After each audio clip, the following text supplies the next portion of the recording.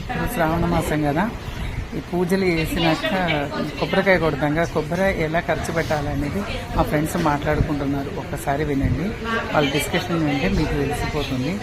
ఈ పల్లీలు వాడే కొబ్బరి ఎలా యూజ్ చేసుకుంటే దాన్ని ఎలా ఖర్చు పెట్టుకోవాలని.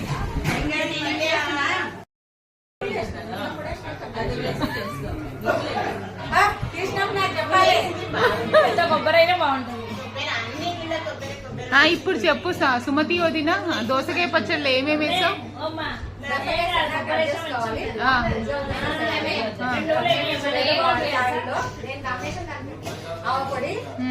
నువ్వుల పొడి, కొబ్బరి పొడి, చింతపండు,